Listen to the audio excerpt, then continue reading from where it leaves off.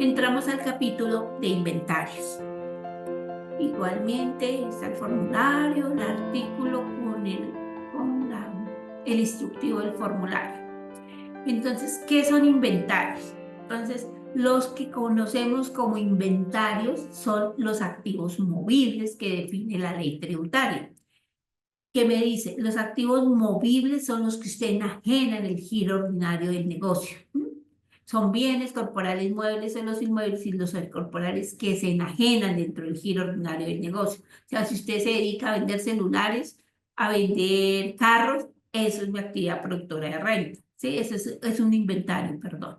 Es un inventario y eso es lo que yo debo reconocer bajo la NID 2, si es plena, o la sección 13 de pymes, que es lo que voy a contabilizar como inventario. ¿Qué me dice desde el punto de vista contable?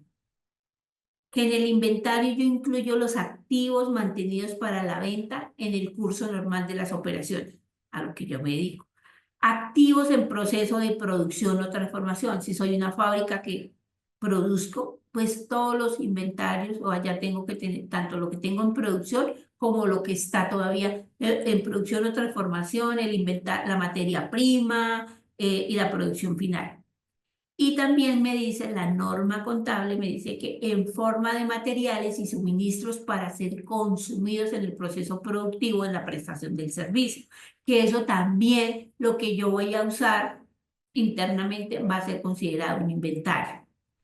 ¿Qué me dice la norma tributaria? Que si yo manejo inventarios o activos movibles, implica que yo tenga existencias al principio y al final de cada año grabable, porque si no, no manejo inventarios.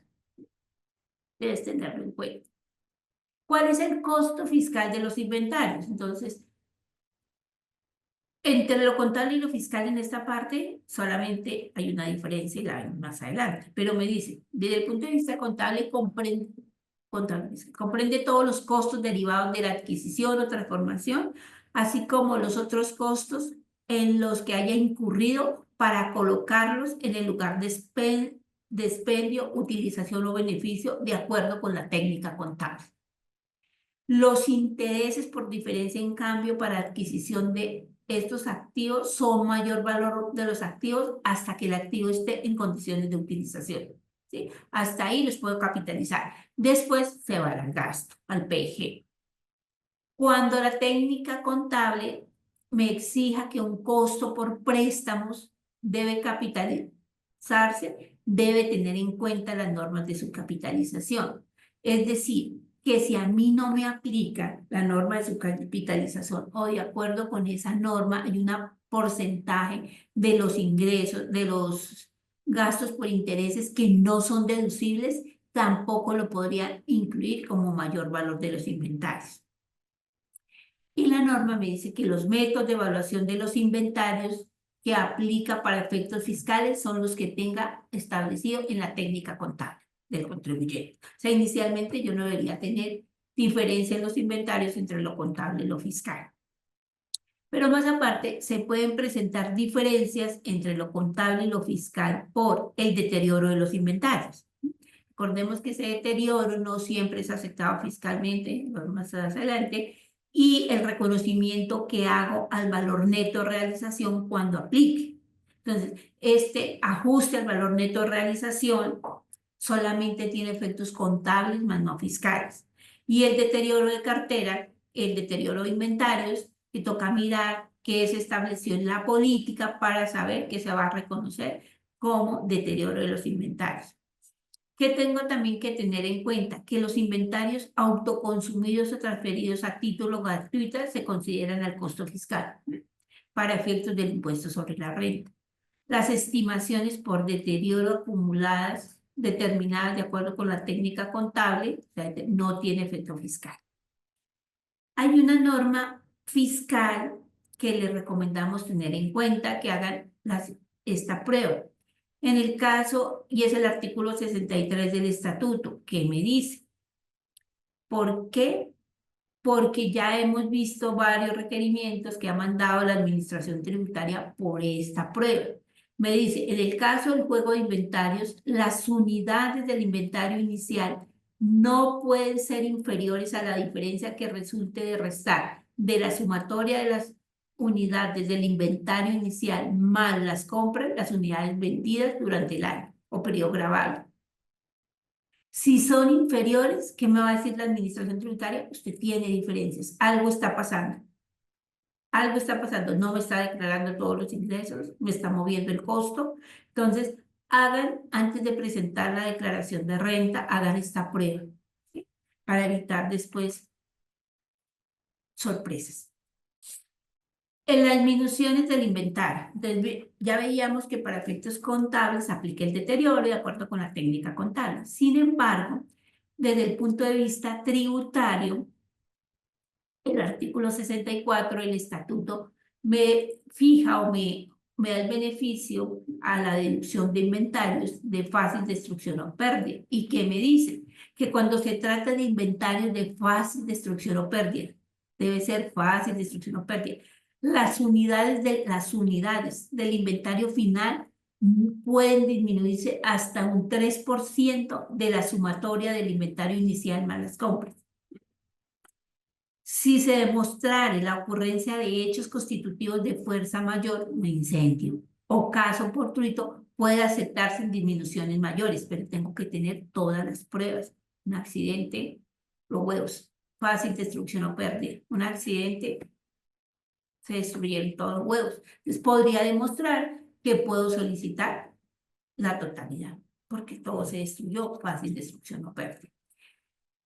Y también este artículo 64 me da la opción de la deducción de inventarios por obsolescencia. Ya no son los mismos de fácil destrucción o pérdida, sino que sean obsoletos. Recuerden que esta deducción nació con la reforma tributaria del 2016. ¿Por qué?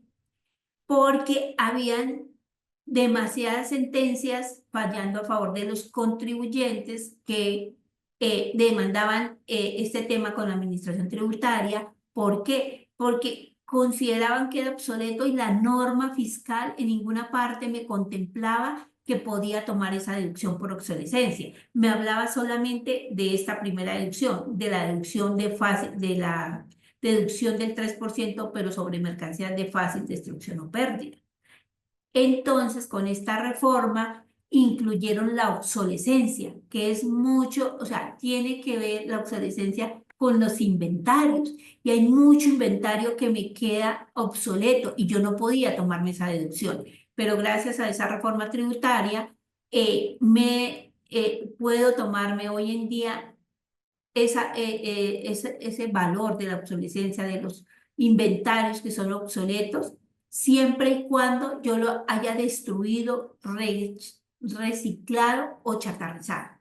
Tengo que tener pruebas de que es posible para tomarme la obsolescencia. Adicionalmente, ¿qué me exige la norma? Que debe estar soportado en un documento donde se justifique la deducción, la obsolescencia o la destrucción, y que debe contener el inventario, el detalle de los inventarios, el costo inicial y final de los mismos, las unidades, las razones de la obsolescencia, y que debe estar firmado por el representante legal y las personas responsables. Tengan en cuenta que este oficio también ya es viejito, del año 2018, es el 413, que me dice que cuando usted haga uso de deducciones de inventario por obsolescencia, tienen que hacer ajuste en los impuestos descontables, ¿sí? ¿Por qué? Porque ustedes ya se tomaron una deducción. Sin embargo, si ustedes leen ese artículo 486, solamente me aplica para deducciones por solo obsolescencia, no me aplica para deducciones de inventario de fácil destrucción o pérdida. Entonces, para que lo tengan en cuenta. Aquí también, ¿qué me dice la norma tributaria? Que los inventarios que estén debidamente asegurados, pues que no me aceptan como pérdida fiscal la parte que corresponda o que esté cubierta por la indemnización. Entonces, también tenerlo en cuenta, que ese inventario estaba asegurado, pues no me puedo tomar esa pérdida, la parte que esté asegurada.